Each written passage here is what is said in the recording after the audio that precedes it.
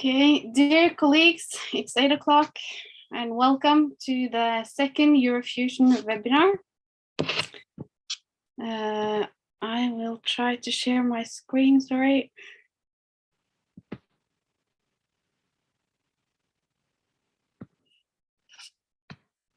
We are happy that you have taken the time to be here. My name is Camilla Weaning, and I'm a perfusionist working in Trondheim. I'm also the Norwegian delegate for the EBCP, and we have named this webinar Perfusion Close to the Polar Circle. First, I will have a little introduction of Norway and our centers. Malte Urban, perfusionist at the University Hospital in Bergen, will talk about perfusion in Norway from the beginning until today. Professor Alexander Varga, who is a surgeon at the University Hospital in Trondheim, will tell us about expected and unexpected surgical causes of difficult weaning from cardiopulmonary bypass. Then Knut Nesem, perfusionist at the University Hospital in Bergen, will share his experience with cardiac surgery in Ethiopia. And Kjetil Lunestad, perfusionist at the University Hospital in Trondheim, will share a case report of when the fighter jet was involved in transporting an Ecmo machine. Norway is a very long country. From Lindesnes in south to the North Cape in north, the straight line distance is 1,700 kilometers. In addition, we have, Svalbard also belongs to Norway. The population of Norway is approximately 5.5 million people, and we have 5 thoracic surgery centers located in Tromsø, Trondheim, Bergen, and 2 centers in our capital, Oslo. The University Hospital of North Norway has 4 perfusionists and 1 student. St. Olav University Hospital in Trondheim has 6 perfusionists and 1 student. Haukeland University Hospital in Bergen has 8 perfusionists. Oslo University Hospital Ullevål has 3 perfusionists. And finally, Oslo University Hospital Rikshospitalet has 9 perfusionists. And Rikshospitalet is the only hospital in Norway who do pediatric heart surgery. So in total, Norway have 30 perfusionists and 2 students.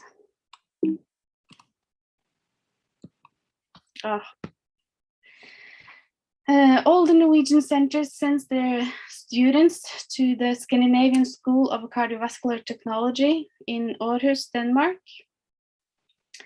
After their studies are completed, they automatically qualify to the European certificate in cardiovascular perfusion. So out of 30 perfusionists, 7 have a valid ECCP today. So if anyone have any questions, please write them in the chat and we will answer as soon as we can.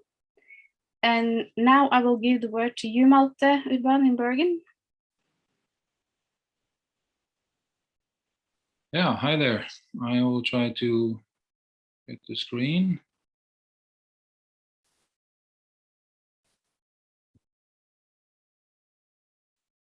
Can you see the screen?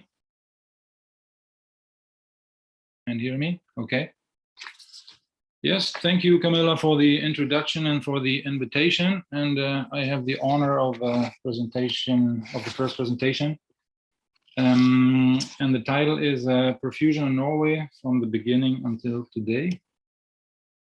Before I get right to the subject, I would, like you just did, talk just a little bit about the country. Here you see a size comparison to the United States. You see that Norway is quite big. Norway is a part of Scandinavia together with Sweden and Denmark. It's officially a kingdom and has a king, King Harald. The population, you already said it, is about 5.5 million people. And the capital is Oslo, and it is not cheap to live there. As you can see, the people here talk Norwegian and pay with the Norwegian crown. And there's lots of beautiful landscapes and landmarks throughout the country.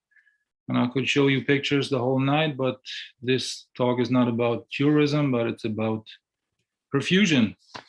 So, perfusion in Norway. I will divide this talk into 2 chapters, the early days and what it's like today. And we start off with the early days. already in 1895, the first ever cardiovascular operation was performed by a Norwegian surgeon by the name of Alex Kapellen. And he took care of a stab wound in the left axilla and fixed it with a ligature of the bleeding coronary artery. The outcome, though, was not successful. The patient died on the third day post-operative. If we look a bit more generally across the whole country, then of course it was again the capital that started with the first cardiac surgery in 1947, ductus closure, and the first cardiac surgery with extracorporeal circulation in Oslo in 1959. And yeah, that was only a couple of years after the first successful heart-lung machine that was operated by Mary Gibbon.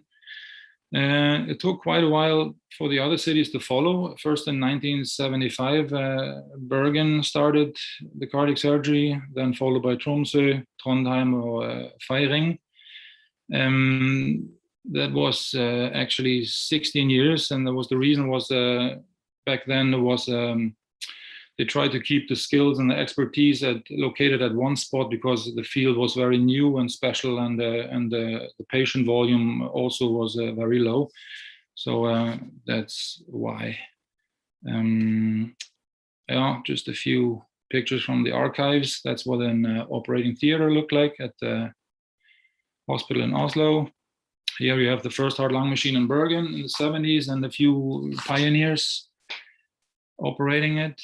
And here you have some equipment, a heart-lung machine with a bubble oxygenator on the left, the Polyston, and the K. Anderson heart-lung machine on the right with a screen oxygenator. And this is when we jump on the timeline to the present day. And here you can see what Norwegian perfusionists look like today, happy and dedicated. And let's look some more at these people. Using numbers. Again, you remember the population, 5.5 million people. We are really just a little family with being 30 perfusionists in the whole country. They're of 20 gents and 10 ladies. Most of them have underwent the official training program, and also most of them are nurses as their background, usually coming from the ICU, from the operational field, or from the anesthesiology. The locations, we have, Camilla, you said that we have 4 heart centers nationwide, being 5 physical locations, like 2 in Oslo. And there used to be one more in Feiring that I mentioned earlier. They had to shut down in 2018 because of low, the patient volume was steadily decreasing. And those centers, they cover between 500 and 1,400 cases each per year. And the program, of course, is they have on their agenda the usual, while only Oslo is doing special things like pediatrics, transplant, and they have a VAD, a VAD program. Here it's a more of a diagram. You can see the blue bars, that's cabbage, for example. The yellow bars, that are valve operations, and those are followed by combination operations and by aortic surgery operations. Again, numbers in the last year, 2020, we had 3,034 operations, cardiac surgery operations in the whole country, and they're from 2,820 with extracorporeal circulation. The last number, 73 Ecmo therapies, is probably interesting. Again, if you compare with the total population. Here is the last 25 years, and you can see the trend of numbers that are steadily decreasing. This is showing all heart surgeries. Yeah, why is that? That is probably because of the cardiology sector that is who is performing procedures like TAVI, like PCIs and the likes. Yeah, looking more specific at the numbers that only show the cardiopulmonary bypasses, it's pretty much the same trend. And TAVI, it's a catheter-based aortic valve replacing operation that has gained a lot of popularity in the last years. And you see again the numbers. In 2013, they started in Norway, and in less than 10 years, if you look at the right side, the dark blue bars are the conventional valve surgery, and the light blue bars are the TAVIs. The TAVI started with 1/3 and now ended up with 2/3. So the numbers totally turned around in less than 10 years. Yeah, we have Ecmo being number one when it comes to hardware and specific devices. We're using CardioHelp throughout the whole country at all centers. I said that there were 73 therapies in last year. Also, there's the Impella system. That is a small pump. It's an LVAD. And since the start in 2004, nearly 600 devices were sold, that coming to a volume of pretty much 80 Impellas per year.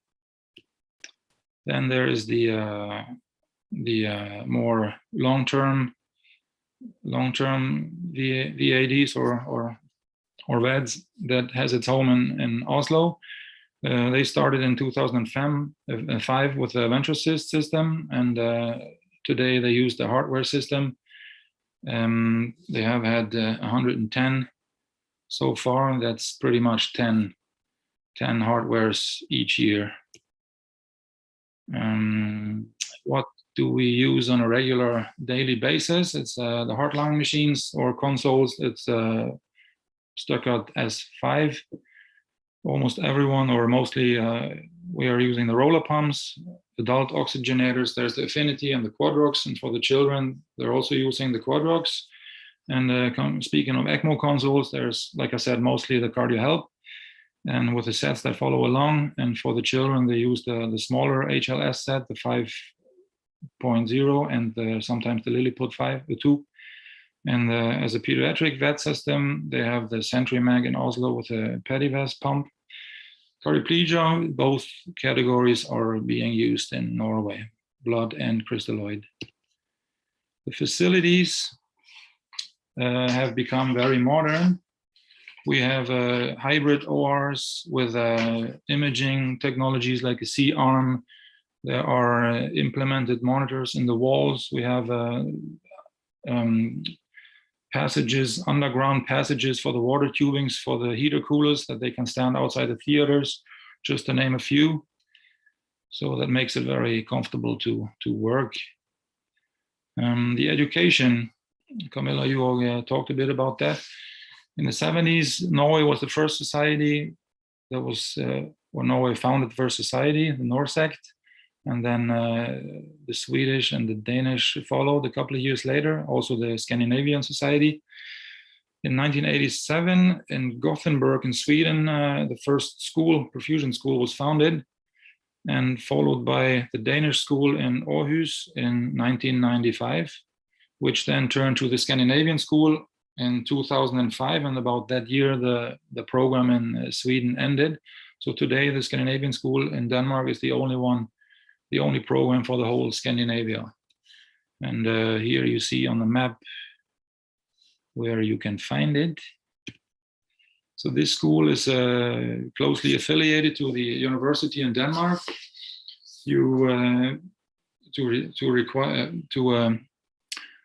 To enter, you need a bachelor's degree, and you also need a couple of years experience. And the program is structured. It takes 2 years. The duration is 2 years, being 4 semesters. They give you, it's a master education, so you get a lot of ECTS points, classes conducted in English, different parts, physiology, perfusion techniques, etc. And there's 4 modules in total, being the 4th dedicated for the master thesis. And in between these modules, the students get a practical training at their hospitals. So here is a little overview over all the students throughout the years. That's quite a few, 159 plus 60 from Gothenburg, and in between people go there to only to take their master degree if they had an education from a couple of years back to upgrade. The society, I said, that was founded in 1975, and the main objective is to push cooperation, development, research, and education. And yes, last but not least, we have a website, NorSECT.net, which has lots of information about the organization, the profession. You can look, you can find center profiles, look what's going on at the centers. You can look up conferences and meetings. The website is actually quite updated, and you have a big collection of links worldwide on the website also. Yes, so that's, I hope you found it informative and I like the presentation. I'm glad to answer questions. Thank you very much.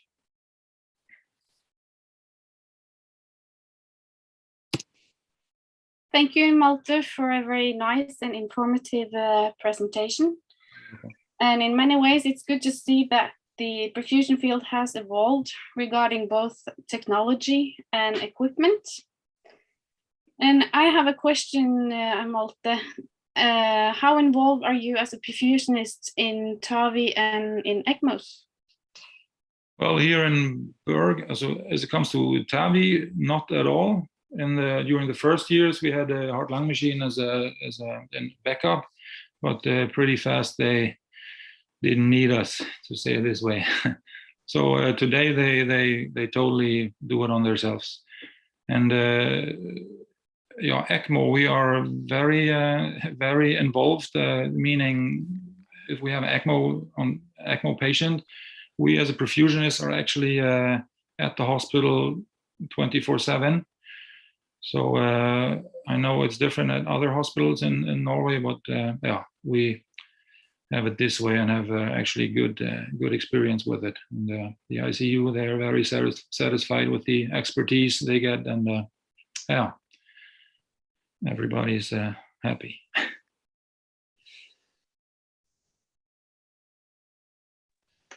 Thank you, Malte, for your nice answer. You do, like us in the TAVIs, we're not very much involved either, but you're more involved in ECMOs than we are at the intensive care unit. Yeah. So, yeah. Well, thank you, Malte. You're welcome.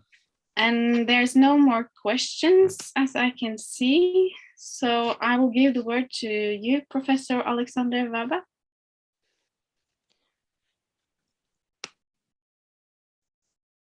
Okay, I just have to.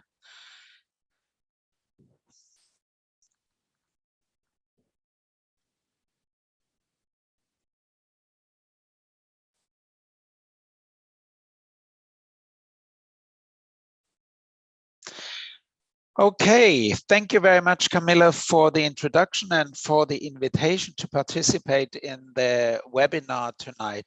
It's an honor to be with you, with all the perfusionists, and I thought I will take up a topic that is of interest to everyone who is involved in cardiac surgery. And the title is Expected and Unexpected Surgical Causes of Difficult Weaning of Cardiopulmonary Bypass. You might say, why surgical causes? Now, of course, usually when something goes wrong, you blame the others. And you've seen that with COVID, that there were people that were never wrong and they blamed China. But in cardiac surgery, we don't blame the Chinese, but we have plenty of people that we can blame. But still, in most centers, for example, in our center, we have a very good cooperation. And so I thought I will let you know what we as surgeons think about problems when we have difficulties weaning from cardiopulmonary bypass. Now, the most important message, of course, is that we have to be prepared. And that means that we have to work together as a team and discuss things before they happen, for example, in difficult patients. But sometimes, even if you are prepared, you will have problems coming off bypass, although you thought this would be a very easy and nice case. So we'll talk a bit about the unexpected things as well. Of course, we have expected problems when patients have a very, very poor heart function and so on. But we'll go into the different things here now. Now, you would ask yourself, are there any guidelines on weaning? And of course, the guidelines that we published a few years ago on cardiopulmonary bypass, they also mention some words about weaning. But the main problem is there's almost no literature on weaning. How should we do it? What is the scientific way of looking at the problem? There's, so to speak, nothing. But we all agreed that all the ones who were working on the guidelines, we agreed that we would say that we recommend using checklists before we wean off bypass. And actually the guidelines, our guidelines, they have one possible checklist in the supplement, and you can look at that, and then you can take what you need in your unit. And we did actually modify the suggested checklist and came up with our own checklist that suits us best. And here's the checklist in Trondheim. I translated it into English, so it's easy for you to follow it. Now, what we check is the bladder temperature. We check whether the ventilator is connected. If not, that's an anesthesiologic cause of unexpected difficulty from weaning, and most of us have probably experienced that this could happen. We also check the pleura for retained blood. We check the heart rhythm and discuss with the anesthetist. And we also often in difficult cases, we have to be prepared to have enough blood and blood products in the operating room to get off bypass. So this is an important point. When we're happy with these checkpoints, then we start weaning, and at 1 to 2 liters, we have another check of the blood pressure on vasoactive medication. And then, of course, we use a lot of transesophageal echocardiography. Actually, we use that in almost all cases. There are some patients where there's a contraindication to use this, but in most patients, we use it. Now, as I said, communication is a very important point. And here you see how we set up our operating room. So the perfusionist looks the surgeon into the eyes and the anesthetist. And so we can easily talk together and discuss what the problem is. So I think that is an important point. In some centers, we see that perfusionists face the other way, and we think that this, what is shown on the picture, is a very good setup. Now, coming to the surgical causes of difficult weaning. Now, here you can see the most common ones and also the ones that are the difficult ones to handle. One of the typical and common ones is that there's a lack of grafting for important vessels. For example, if the patient has a big LAD and the surgeon grafted the diagonal instead of the LAD, that could give problems when weaning. One thing to remember is that in coronary surgery, very often even if there's something really wrong with the operation, you can come off bypass, but then you have problems some hours later. So I included that. But in some cases, you can't even go off bypass. So another problem could be that not all vessels are grafted, that the surgeon thinks that, no, this vessel is too small or not good enough, and he doesn't graft it. And this could lead to problems. And I'll show you the transesophageal echocardiogram of such a patient. Another problem that could occur is that the vein is grafted instead of the artery. And sometimes when the LAD is deep in the fat or in the muscle, then it can be difficult to identify. And it happens that one takes the vein as the artery and grafts the vein. So this would also be a sort of a typical problem, but certainly in the hands of experienced surgeons, all these complications occur extremely seldom. Certainly, if you have poor anastomosis, that means a stenosis at the heel or the toe, or if you have damage to the coronary artery while the anastomosis is performed, you can get into trouble. Another typical problem could be twisted grafts, and that's a real pain in the neck, because when the patient has a very thin saphenous vein, you might not see that it's twisted unless you lift the heart and really have a close look. So this is a dangerous problem.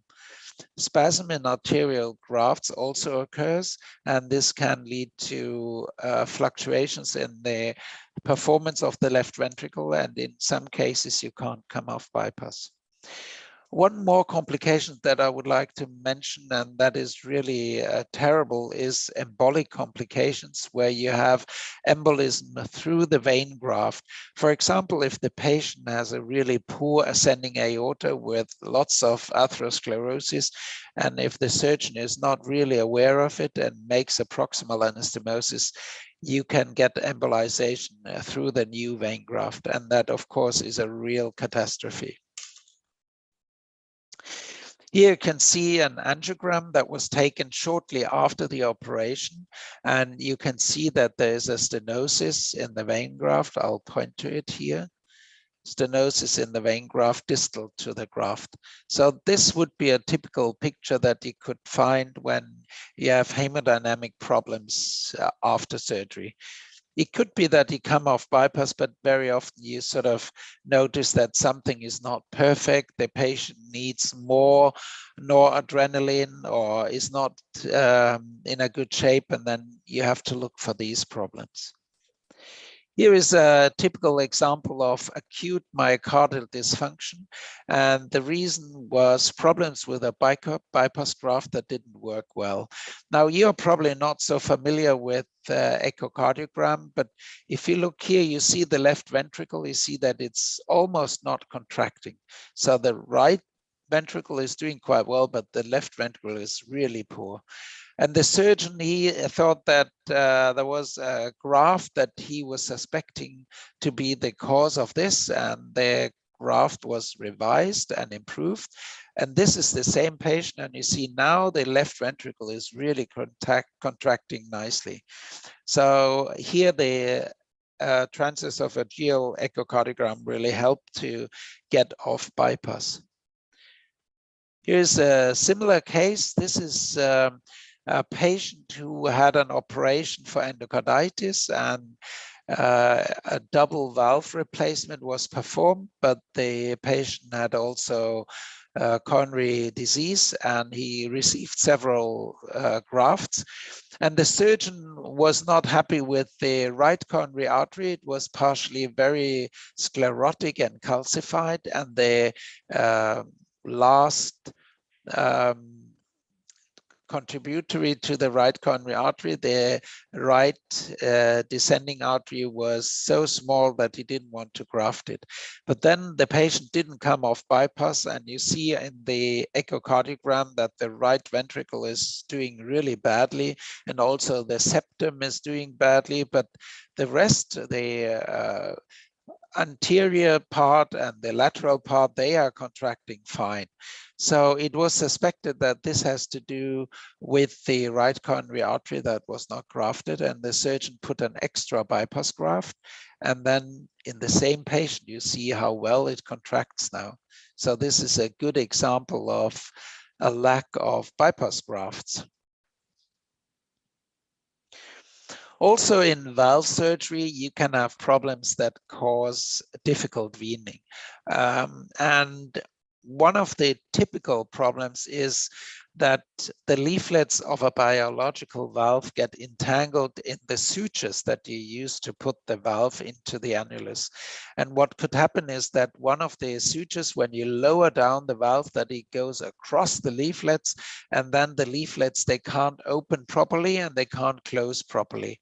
And then on the TEE, you see either incompetence of the new valve or that it's not, that is stenotic. So entanglement of leaflets is very very common. Of course, it doesn't happen so often, but of all the problems that occur, this is one of the most common ones, especially when the surgeon is not so experienced in using a new type of valve, for example. Another thing that could occur is obstruction of leaflets. And that is typical for mechanical valves when you have a calcified subvalvular apparatus, or when you leave behind a lot of the mitral leaflets in mitral valve replacement, then you could get obstruction of the leaflets. And I'll show you a video of this. Another problem that can cause difficult weaning is when you get mitral annular rupture. And what happens there is that the quality of the tissue is so poor that where the valve is put in, between the valve and the ventricle, there's a rupture of the tissue, and then it will bleed out from the ventricle into the pericardium. And this can be really catastrophic and is very difficult to fix. And then you can't come off bypass because of enormous bleeding. Now, this is a picture that is really typical for leaflet obstruction. That was a patient. He was treated by mitral repair, and then the repair didn't work, and then the surgeon put in a mechanical valve. And when they tried to go off bypass, it was seen that only one of the leaflets is working properly. There you can see that here, and the other one doesn't. And the other leaflet was caught in the subvalvular apparatus. So the surgeon had to take out the valve, clear the subvalvular tissue, and then put in another valve. And here you can see now both leaflets are working very well. So this is an interesting video of this situation. Also in aortic surgery, you can have problems that make weaning difficult. The most well-known that every one of you knows is air embolism, and air embolism is typical when you open the cardiac chambers. We in Trondheim, we use CO2, but we still see air embolism. Of course, most of us, they know about this and they look carefully in the TEE, and then they take the measures that need to be taken to get rid of the air. But it could happen that you are just off bypass and then suddenly a big lump of air goes in and then the heart stops. So it's important to know this complication and that you know that this is something that will disappear. You have to reperfuse, and most of you, of course, they know this. You know this. Another problem could be malperfusion. For example, when type A dissection patients are operated, either acute or chronic type A dissections, you can have problems with the intimal flaps, and these flaps can make perfusion of some organs or the whole body difficult.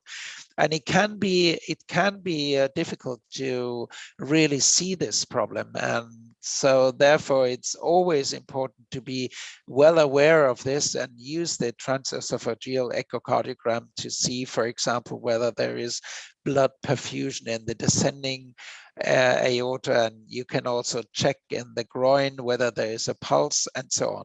So malperfusion is a typical reason for not getting off bypass in aortic surgery.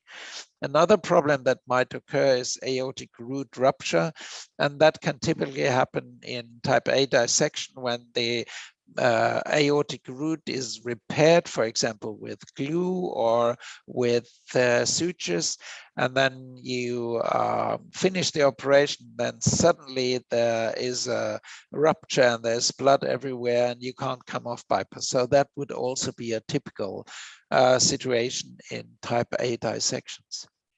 Here you can see an example of air embolism.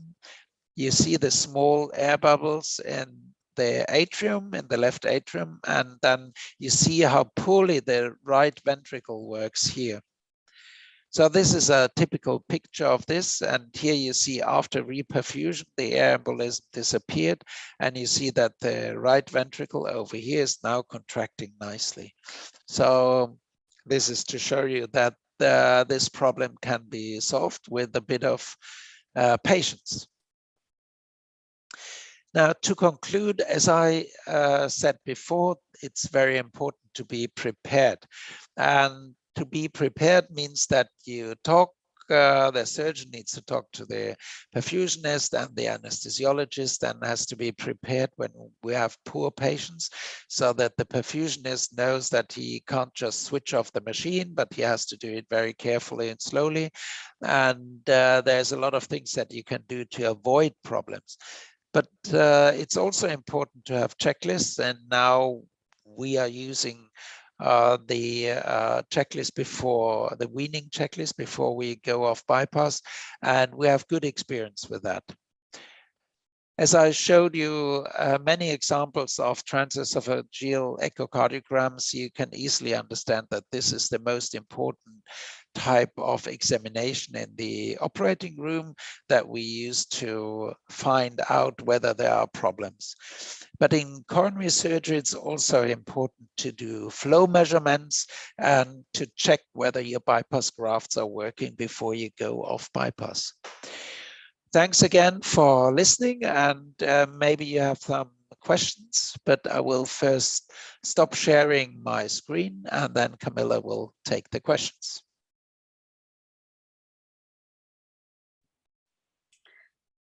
Thank you, Alexander, for your giving us a thorough lecture about expected and unexpected surgical causes of difficult weaning from cardiopulmonary bypass. And thank you for pointing out the importance of good teamwork and good communication during this. There are a couple of questions. I think you kind of answer it in your conclusion, one of them, but can a flow measurement of the vein before you get off cardiopulmonary bypass help you in avoiding trouble caused by a bad anastomosis? I think this is true, and we do flow measurements routinely in our unit. Of course, the flow measurement system is not perfect, so if you are not doing it carefully, you might miss an important information from the system. But on the whole, most of us surgeons have experienced situations where the flow in the graft was unexpectedly low, and where we actually revise anastomosis before we have problems when coming off bypass. So I would say it's an important measure in coronary surgery, and actually most of us surgeons in our unit use flow measurements on a routine basis to avoid these problems. Thank you. Another question is how to come off bypass in a strategic way. For example, first exclude surgical mistakes and confirm contractility, echo. Secondly, volume loading and observing output pulsatility and increase of SvO2 when reducing cardiopulmonary bypass flow. And lastly, making sure catecholamine levels are low. Yes, thank you very much. This is a perfect recipe for going off bypass. I agree that it's a very good idea to be strategic. Now, from my experience, I would say when you have problems coming off bypass, the first thing is to go on full flow again and then have a discussion in the team, what could be the problem.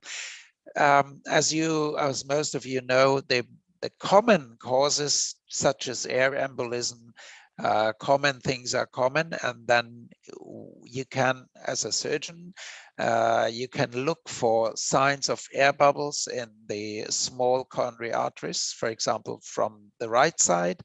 And also then you can discuss with your colleagues what you should do. But the first step is always to go and bypass and reperfuse. Very often you will find a solution, and you will be finding out what is the problem. So as stated in the question, strategy is very important, and to exclude surgical mistakes, of course, is important, but very often the surgeon does that in a quiet way, that they don't talk about it, they check it, and if they're happy, they don't talk about it anymore. But if they see I always check whether I made something wrong, but most surgeons do that. But it's, of course, it's a difficult situation if the surgeon says, no, everything's fine, and it isn't. So yeah, but strategy and communication is very important. Yeah. And another question, in Norway, you use a checklist? Yes, we do. All the time, don't we, Alexander? Yes, we do. Well, I don't know if the rest of the centers, but in Trondheim we do. And do you use CO2 in open heart surgery? Yes, I actually said during my presentation that we are using CO2. Yes, we do. And regarding air embolism, do you have a specific CO2 strategy? I have seen clots that were induced during prolonged CO2 flush. Well, actually, Camilla, it would be very good to answer this, because we made a study on CO2 in cardiac surgery, and we flushed the field with very high doses of CO2, and then we did measurements in the blood, and we never saw clots, but I know that some people have seen clots, but not with the amount of CO2 that we have been using. But it's quite important that you are careful whether your patient is acidotic and so on. But it's an interesting point. Yeah, maybe Camilla, do you want to say anything about this? Or no, you kind of answer it for me, but we used 8 liters of CO2 in the field, I remember. But we didn't find any signs of clots. And a question, have you encountered vasoplegia syndrome, and what was the solutions? Yeah, of course, vasoplegia is one of the problems that can occur and then can make weaning really difficult. But of course, this is not a surgical cause, that's anesthesiology. And we've had lots of experience with vasoplegia, and we had patients that where we could solve the problem quite well, but we had also patients where we really suffered. And not so long ago, we had one patient who had really severe vasoplegia, and then we ended up putting in methylene blue into the patient, and we used high doses of methylene blue, and we could come off bypass, and then the patient was completely green on the ICU the days after the operation, and it eventually got better. Yes, and who decides to get out of the machine? Well, this is teamwork, and at least in our center, we decide together. We go through the checklist, and then we all agree that we go off bypass, and then we do it. Thank you. You got a lot of questions, Alexander. That's good. And there's a question for Malte. ECMO and COVID, the result, do we have that? Just a second. No, well, I'm afraid I can't comment too much on this one, because our center has like around about 25 ECMO patients per year, and from those only 3 to 4 or 5 are veno-venous, and we're on one side, we're as perfusionists are not that much involved for the veno-venous patients, because they're on the ICU. and they take care of themselves. And but on the other side, we had, I think, 2 or 3 patients so far on ECMO that have suffered from COVID-19. And I think they weren't longer than 2-3 weeks on the ECMO, and I might say it went well, but I don't have that many details actually, so sorry for that. No, that's fine. Thanks. Maybe I could comment, Camilla. In Norway, we had very little problems with COVID, and we had few patients on ECMO compared to other countries. And in Trondheim, we just had our first patient on ECMO from COVID. So it's not very common in Norway. So I don't think we can contribute too much on results. No, thanks. And I think we have the last question for you, Alexander. Then we have to move on. Is there difference between closed and open system? Well, in both systems, you have to have a strategy to come off bypass. And of course, there are some differences, but in both systems, you have to work together. You have to use the TEE and so on. So I don't think that weaning is different between the strategies for weaning is not different between the two. Thank you. And then we will move away from Norway, and Knut will tell us about his experience with cardiac surgery in Ethiopia. There you go, Knut. Thank you very much, Camilla. Thank you for giving me the opportunity to present this project description. We in Bergen had started in 2012 to do some surgical missions to Addis Ababa in Ethiopia. This was due to our relationships to the Ethiopian counterpart, the University Hospital in Addis Ababa, Black Lion. And they asked us to assist them to try to establish a governmentally run cardiac surgery program. So our role was to start to educate and help them with establish some basic procedures.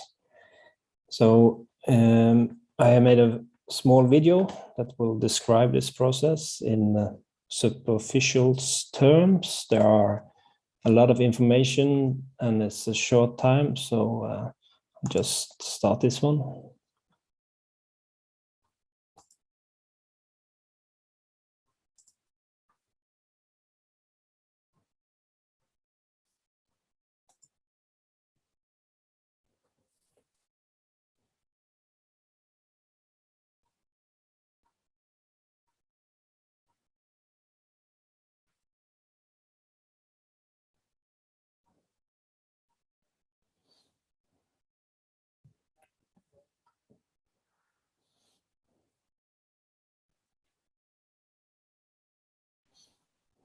Knut, I don't think there's any sound.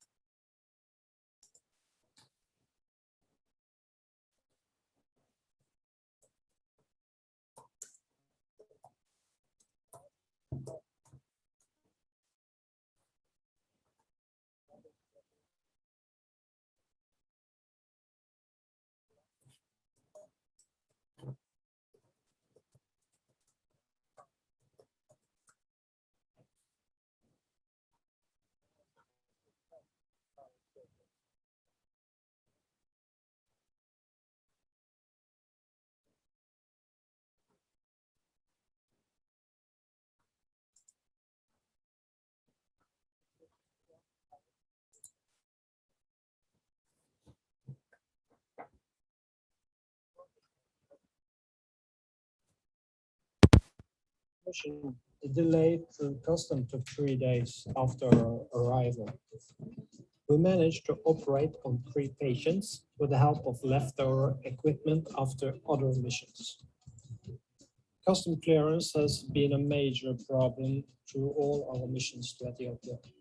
In May 2017, we had our second mission to Ethiopia. This was our first mission using the facilities of Bloodline. A major part of the medical equipment was less than optimal. Lack of maintenance and proper use have resulted in a deterioration of new donated equipment. The half-lung machine that Bloodline owned was defective. But luckily, they managed to get hold of one. It turned out that there had been an attempt to start a private cardiac surgical clinic, but the owner had been arrested by the government. There were also a lot of other problems, like to get hold of medical-graded air and oxygen. The electric wiring of that line was suboptimal, but we managed. We had a couple of incidents with blackout, but luckily the backup system worked. In some cases, we had to get creative. For instance, when we tried to get rid of the leftover of the anesthetic gases.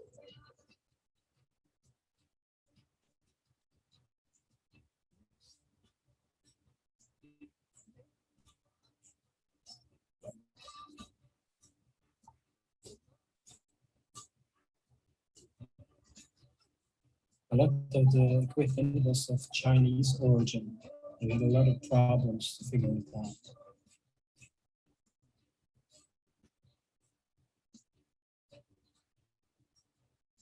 We had also some challenge in sterilizing the surgical equipment.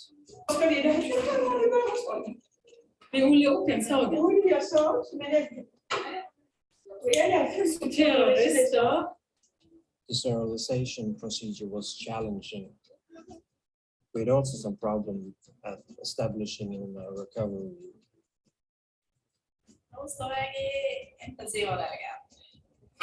I see you. But finally, we could start to operate. Of course, some problem did occur, like pump failure.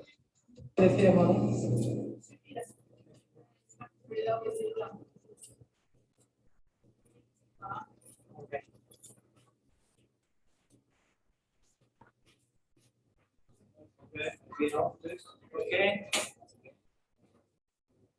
Coming off bypass.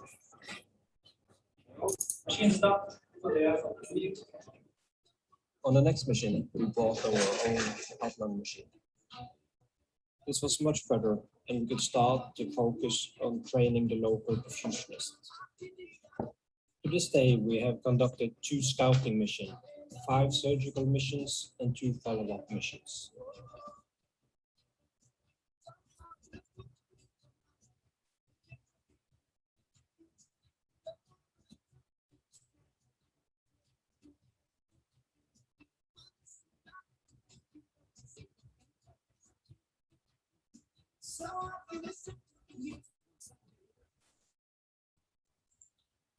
Okay, that was what I had. Are there any questions? Thank you, Knut, for your presentation. I'm sorry that the sound that we didn't have any sound in the beginning. Thank you for sharing your experience and challenges in starting up cardiac surgery in a low-income country, a country with limited access to a modern healthcare. So there's a comment here, I don't know if you understand. A fisherman should be given a fishing rod rather than fish. Yeah, I guess there is referring to if you help somebody to help themselves, you get better results. And well, okay. That was our intention with this program. So by doing training in Ethiopia, but also in Norway, we brought 2 years. We had a group of, I think it was 10, both cardiac surgeons, perfusionists, ICU nurses, and also a physiotherapist. They came to Norway for 1 month, and they stayed and received training at our facility. But of course, there has been some more challenges now because of the unrest. And also because of the COVID-19 situation. So we haven't been there for the last 2 years now. Okay. Interesting work. I think we just have to move on to the last speaker. Kjetil Lunestad, it's your turn. Yes, hello. Thank you, Camilla. Dear colleagues, thank you so much for having me. I'm so sorry, everybody. My webcam decided to quit on me today, so you can't see my glorious face. My name is Kjetil Lunestad, and I'm a perfusionist at St. Olav Hospital in Trondheim.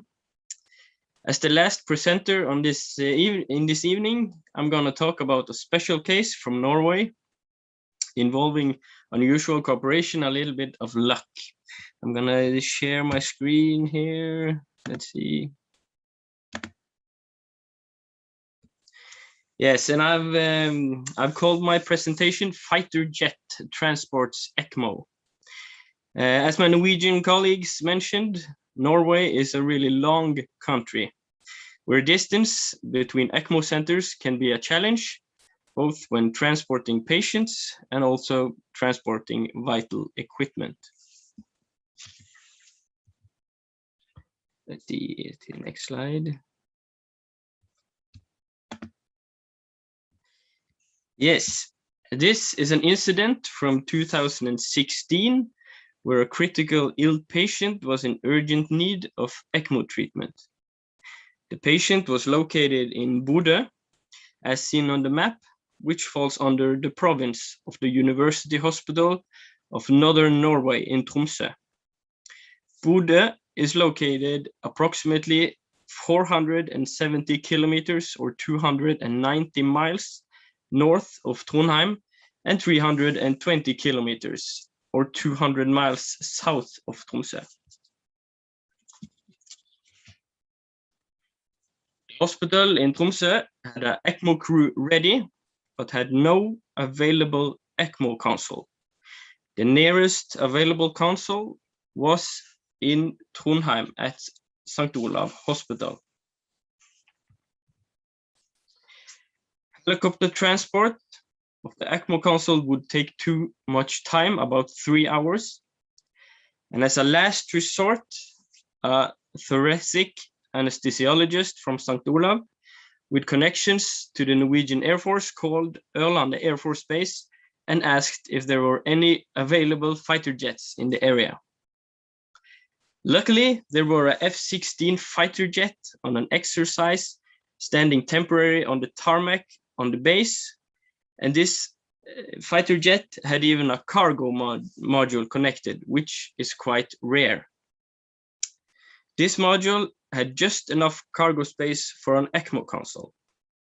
The jet fighter was immediately dropped from the exercise and redirected to transport the console. Luck struck again as an air ambulance standing on the helipad of St. Olav Hospital became available after finishing delivering a patient and could swiftly transport the ECMO console straight to the Air Force Base, where the F-16 fighter jet was standing ready. At the same time, the ECMO crew from Tromsø stepped into the helicopter and set course for Bodø. Normally, on a routine mission, the fighter jet would use about 35 minutes from Trondheim to Bodø, but the fighter jet gave it all and landed 25 minutes after taking off from Ørland Air Force Base. Both crew and console came in the nick of time and established ECMO. The patient survived, and the outcome became a success. And as you can see, some of the media coverage. This is a very unusual story, and we all know how the media loves a good story. and of course, so do we. Thank you all for taking your time to listen to my presentation. Thank you, Kjetil, for sharing this special case. And by doing such, you have given an insight into the challenges we meet regarding the distances between non-cardiac/ECMO centers and cardiac/ECMO centers in Norway. Are there any questions here? How could you transport a console on a fighter jet? Yes, there was a really just a coincidence that the fighter jet had a cargo module instead of, I don't know what fighter jets transport, but instead of bombs and stuff like that. So it's a really rare and special case since it had a transport module of everything. So. Yep, thank you, Kjetil. There's actually a question to Professor Varga. In terms of heart surgery, are you doing the recirculation phenomenon post-clamping, and how much time compared to the clamping time?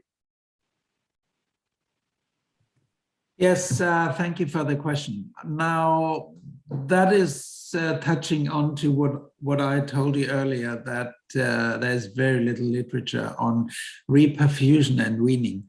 And actually, there's this old rule that you should use 1/3 of the time that you were clamping to go off bypass. But this rule is just guessing. There's no strict rule.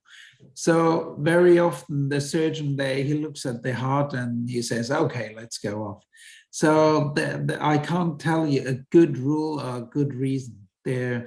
It's obvious that you need reperfusion for some minutes, but there are surgeons that go off bypass extremely fast after a very short period of time. But my experience is that if you wait a little longer, you have an easier post-operative course and you need less vasoactive medication. But there's no science behind this. Thanks.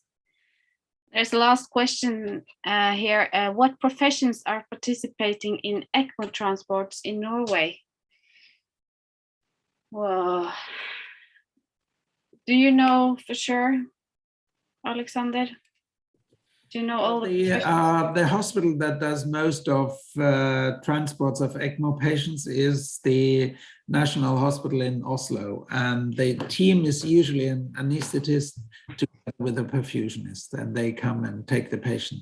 Sometimes even a surgeon comes and from the National Hospital, but usually it's anesthetist and perfusionist. And I think in Tromsø they use the same setup, that there's a perfusionist and one medical doctor, mainly an anesthetist. Yeah. Thank you. Then we are out of time. Thank you all for your attention, and especially thanks to Malte, Alexander, Knut and Kjetil for their engagement and participation. We couldn't have done this without you. So, and I'm looking forward to listen to the rest of the countries in Europe. So I'll just say have a good night and thank you.